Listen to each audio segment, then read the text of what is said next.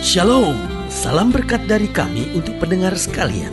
Saat ini pendengar akan diberkati dengan program Hari Ini Harinya Tuhan bagian yang ke-8.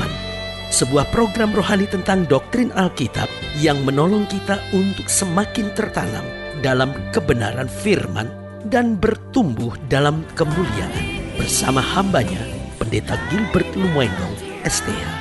Banyak orang merasa doktrin Alkitab sebagai sesuatu yang membingungkan. Tetapi tahukah saudara bahwa doktrin Alkitab intinya adalah memahami Alkitab dengan benar, dengan pemahaman yang sistematis, sehingga kita terus dapat tertanam di dalam kebenaran firman, sehingga kita terus bertumbuh di dalam kemuliaan Allah.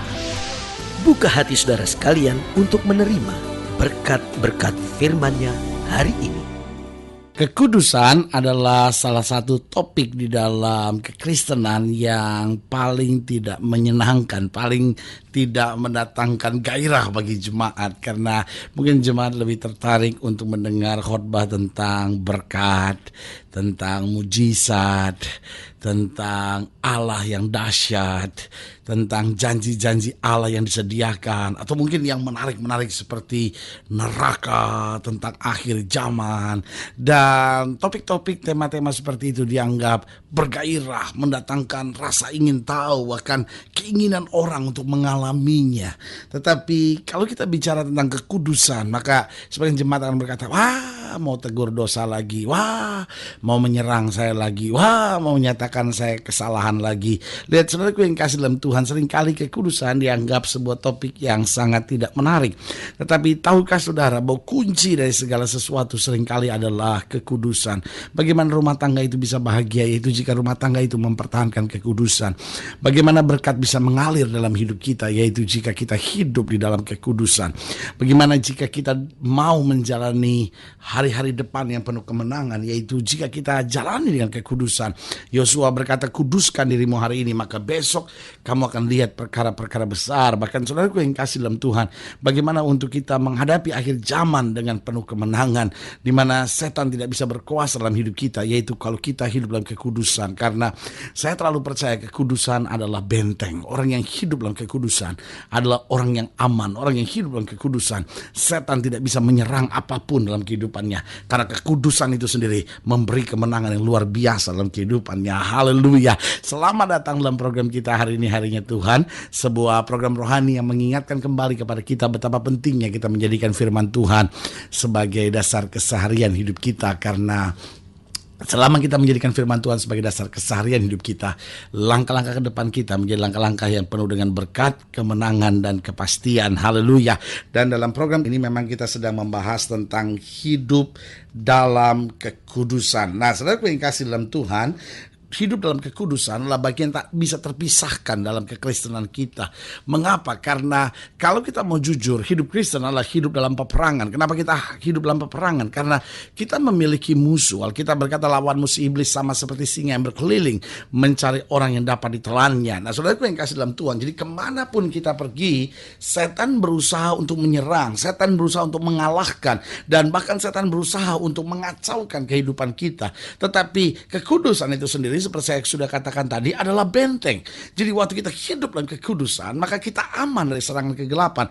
Nah, bukan hanya kita aman dari serangan kegelapan waktu kita kudus, tapi waktu kita kudus juga kita akan dekat dengan Tuhan. Karena Alkitab jelas bilang, berbahagialah orang yang bersih hatinya, karena orang yang seperti ini akan melihat Allah. Jadi orang yang kudus akan melihat Allah. Orang yang kudus akan berjalan dalam kemenangan. Orang yang kudus yang akan melihat kuasa Allah terjadi nyata dalam kehidupannya. Berarti saudaraku yang kasih dalam Tuhan, penting sekali kita menekankan kehidupan kudus. Apa artinya sudah pergi ke gereja tiap minggu tapi tidak hidup dalam kekudusan? Apa artinya sudah pergi ke gereja? Apa artinya sudah baca Alkitab? Apa artinya sudah seorang suami yang baik terhadap istri, tapi di luar punya wanita lain, di luar pergi ke pelacur, di luar pergi kepada tempat-tempat yang salah. Saudaraku yang kasih dalam Tuhan, apa yang terjadi? Engkau kelihatannya suami yang baik, engkau pandai bermain sandiwara, tetapi kalau istrimu tahu segala sesuatunya, istrimu akan tambah kecewa dan sakit hati.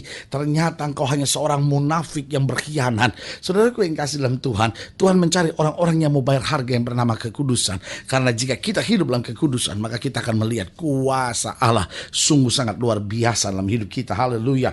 Nah, dalam 1 Tesalonika 4 itu yang sedang kita bahas hari ini dalam topik pembahasan kita tentang kekudusan ini, dalam 1 Tesalonika 4 ayat yang pertama sampai ayat yang ketiga itu yang kita mau bahas. Dikatakan demikian firman Tuhan, 1 Tesalonika 4 ayat 1 sampai ayat yang ketiga. Akhirnya saudara-saudara, kami minta dan nasihatkan kamu dalam Tuhan Yesus.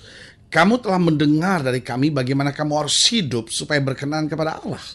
Hal itu memang telah kamu turuti, tetapi baiklah kamu melakukannya lebih bersungguh-sungguh lagi. Kamu tahu juga petunjuk-petunjuk mana yang telah kami berikan kepadamu atas nama Tuhan Yesus.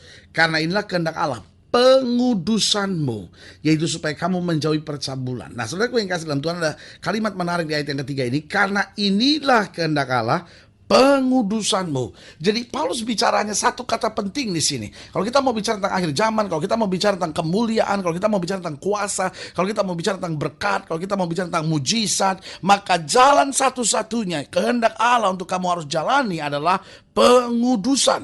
Berarti Alkitab mau tekankan buat kita bahwa hidup Kristen kita harus adalah hidup di dalam kekudusan.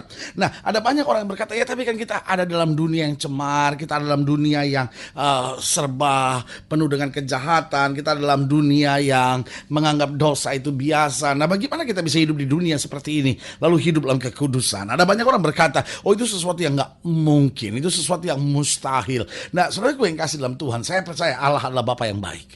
Sebagai Bapa yang baik, Dia pasti perintahkan sesuatu buat kita, yaitu sesuatu yang kita bisa kerjakan, sesuatu yang mampu kita kerjakan. Gak mungkin Dia perintahkan sesuatu kalau kita gak mampu kerjakan. Itu sama seperti orang tua yang suruh anaknya berumur 3 tahun mungkin, nak, genteng bocor, kamu naik ke atas, kamu perbaiki genteng. Saudaraku yang kasih dalam Tuhan, anak umur 3 tahun ini gak mungkin bisa kerjakan sesuatu yang seperti bapaknya perintahkan itu. Kenapa? Karena terlalu berat buat dia. Dan Bapak yang baik juga tidak mungkin akan beri perintah seperti itu.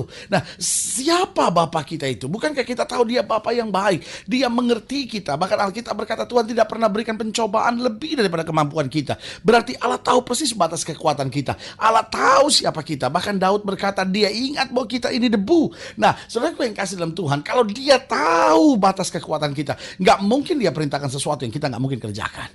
Kekudusan adalah sesuatu yang mungkin, sesuatu yang bisa, bahkan sesuatu yang harus kita kerjakan dalam hidup kekristenan kita. Nah, pertanyaannya bagaimana kita dapat hidup dalam kekudusan? Yang pertama, coba saudara lihat pada ayat yang pertama di sini dikatakan, akhirnya saudara-saudara kami minta dan nasihatkan kamu dalam Tuhan Yesus. Kamu telah mendengar dari kami bagaimana kamu harus hidup supaya berkenan kepada Allah. Berarti yang pertama di sini saya pelajari bagaimana kita bisa hidup dalam kekudusan, ya kalau kita mau mendengar nasihat. Nah, saudaraku yang kasih dalam Tuhan, Allah sudah sediakan segalanya untuk kekudusan. Allah berikan firman, Allah berikan Roh Kudus untuk memampukan kita, menguatkan kita. Bahkan Allah sediakan pengampunan kalau kita gagal. Waktu kita gagal, kita minta ampun. Alkitab berkata, walaupun dosamu merah seperti kermisi, akan diputihkan putih seperti salju. Walaupun dosamu merah seperti kain kesumba, akan diputihkan seperti bulu domba. Nah, Alkitab mau jelaskan buat kita. Jadi, pengampunan Allah mengembalikan kita pada posisi kesempurnaan. Jadi di sini jelas sekali bahwa Allah menyediakan firman, Allah menyediakan Roh Kudus, Allah menyediakan pengampunan hanya untuk memberi kemampuan buat kita bahwa kita hidup dalam kekudusan. Tetapi seringkali persoalannya kita menjadi orang yang tidak mau dengar nasihat. Khotbah pendeta itu adalah nasihat. Teman kita yang memberitahu, orang tua kita yang memberitahu, istri yang memberitahu, suami yang memberitahu, adik yang memberitahu, kakak yang memberitahu, orang-orang di pekerjaan yang memberitahu, bos kita, anak buah kita mulai memberitahu sesuatu, atau rekan lama kita memberitahu sesuatu. Nah, saudaraku yang kasih dalam Tuhan, itu adalah bagian-bagian dari nasihat. Nah, tapi pertanyaannya, maukah kita mendengar nasihat? Kadang-kadang suara hati kita juga, suara itu mulai menasihati kita. Jalan ini salah, kamu gak boleh begitu, kamu sudah terlalu kasar, kamu terlalu keras, kamu terlalu egois. Tapi sering seringkali kita tidak mau dengar nasihat. Sehingga persoalannya bukan kita tidak mampu hidup dalam kekudusan, tapi persoalannya kita tidak mau mendengar nasihat. Saya percaya betul orang-orang yang mau mendengar nasihat adalah orang-orang yang mampu berjalan dalam kekudusan.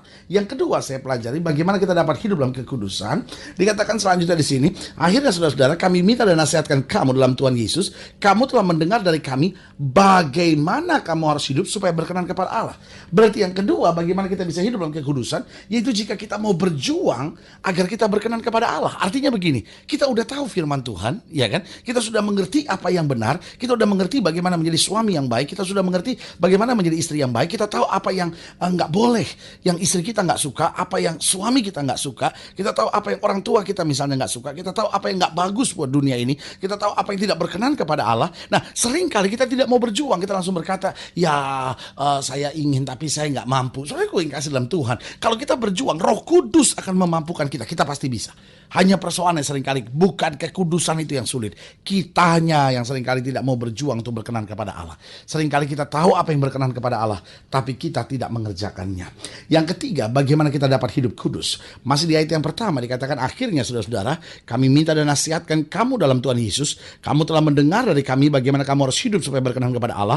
Hal itu memang telah kamu turuti, tetapi perhatikan baik, baiklah kamu melakukannya lebih bersungguh-sungguh lagi. Jadi yang ketiga, bagaimana kita mampu untuk hidup dalam kekudusan di tengah dunia yang penuh dosa ini. Yang ketiga, jalani segala sesuatu dalam hidup kita dengan kesungguhan. Jalani segala sesuatu dalam hidup kita dengan kesungguhan. Paulus bilang, kamu memang sudah mulai melakukan kehendak Tuhan. Kamu memang sudah mulai melakukan hal-hal yang baik dalam hidupmu. Tetapi aku minta kepadamu, jalani dengan lebih sungguh-sungguh lagi. Artinya apa? Artinya kita jangan cepat menyerah. Kadang-kadang kita berkata, aduh saya sudah berusaha, tapi selalu saya suami yang salah di hadapan istri saya. Selalu saya sudah berusaha, tapi saya selalu istri yang keliru di depan suami saya. Lalu kita mulai menyerah. Nah, saudara yang kasih dalam Tuhan, setan ingin sekali kita menyerah. Karena waktu kita menyerah, kita nggak akan pernah berjuang lagi. Waktu kita menyerah, berarti kita nggak mau taat lagi. Waktu kita menyerah, berarti kita tidak lagi berpikir bagaimana kita hidup dalam kehendak Allah. Tapi sebagai hamba Allah, kembali saya mau ingatkan buat saudara, justru karena kita tahu tantangan berat, situasi sukar, jangan pernah menyerah. Kita andalkan Tuhan, kita berserah kepada Tuhan, dan kita diberi kekuatan baru untuk menghadapi segala sesuatunya dalam kasih-Nya. Haleluya. Yang keempat, yang terakhir, bagaimana kita dapat hidup dalam kekudusan. Yang keempat dijelaskan pada ayat yang ketiga, karena inilah kehendak Allah, pengudusanmu, yaitu supaya kamu menjauhi percabulan. Berarti hal yang keempat, bagaimana kita dapat hidup kudus. Perhatikan, kita harus menjauhi percabulan. Dari mata kita, apa yang kita baca, apa yang kita lihat, hati-hati saudara-saudara, hati-hati. Apa yang kita tonton, hati-hati. Lalu telinga, dari apa yang kita dengar, ya kan, apa yang kita perhatikan, ya kan, harus hati-hati. Mulut kita jauhkan dari percabulan. Dan juga pikiran.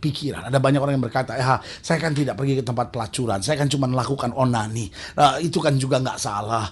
Para ahli-ahli juga bilang nggak apa-apa kok daripada pergi ke percabulan. Ya kalau memang sudah terikat sekali, ya asal jangan terlalu sering saja demi kesehatan dan lain-lain. Saudara gue yang kasih dalam Tuhan. Tetapi Alkitab ingatkan, kalau itu mulai masuk dalam pikiran kita, itu sama seperti kamu telah mengerjakannya.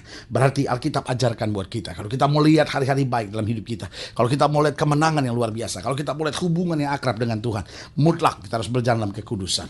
Tapi ada 4 hal penting bagaimana kita hidup dalam kekudusan. Allah sudah menyediakan segalanya. Allah berikan Roh Kudusnya, Allah berikan firman, Allah bahkan berikan pengampunannya. Ketika kita gagal, Dia mau ampuni dan memberi kekuatan baru buat kita. Tetapi kita, ada 4 hal yang harus kita buat. Kita harus berani dengar nasihat, bahkan kritik kita harus berani mendengarnya, lalu melakukannya. Lalu yang kedua, kita perlu berjuang agar hidup kita berkenan kepada Allah. Yang ketiga, apapun yang kita jalani, kita harus jalan dalam kesungguhan. Dan yang keempat, kita harus menang dan menjauhi percabulan melalui mata, telinga, mulut, dan pikiran kita, sehingga hidup kita sungguh-sungguh buat Tuhan. Saudaraku yang kasih dalam Tuhan, jika saudara ingin didoakan secara khusus, saudara boleh hubungi kami melalui telepon, melalui surat, melalui email, kunjungi website kami, karena kami ada untuk memberi kekuatan baru buat Bapak Ibu Saudara sekalian, sehingga kita sekalian boleh mengalami mujizat, kuasa, dan anugerahnya yang luar biasa. Secara khusus melalui program ini saya juga mau berdoa untuk setiap saudara yang sakit, setiap saudara yang berbeban berat, karena kita percaya bahwa bagi Allah tidak ada perkara yang mustahil. Setiap saudara yang didoakan secara khusus, pendengar sekalian saudara boleh taruh tangan kanan saudara di dada, dan kita akan doa. Kita berdoa sekarang. Bapa, dalam nama Yesus, hamba doa buat yang sakit, hamba doa buat yang berbeban berat, hamba doa buat setiap mereka yang sedang menghadapi masa-masa yang sukar. Hamba berdoa untuk setiap mereka yang rindu untuk mulai hari hari ini hidup senantiasa dalam kekudusan. Berikan Roh Kudus-Mu memampukan kami untuk berjalan dalam kemuliaan dan kekudusan-Mu. Bawa kami dalam pengalaman-pengalaman mujizat untuk melihat kuasa-Mu yang dahsyat dan luar biasa. Di dalam nama Yesus kami berdoa dan bersyukur. Haleluya. Amin. Saudaraku yang kasih dalam Tuhan, kita sudah berdoa dan kita tahu Allah tidak pernah lalai menepati janjinya. Inilah saatnya buat kita untuk bangkit bersemangat, bersuka cita dalam menghadapi segala perkara, karena kita tahu bersama Yesus kita cakap menanggung segala perkara. Doa saya menyertai saudara. Sampai berjumpa pada program berikut, dan jangan lupa jadikan hari ini harinya Tuhan. Haleluya.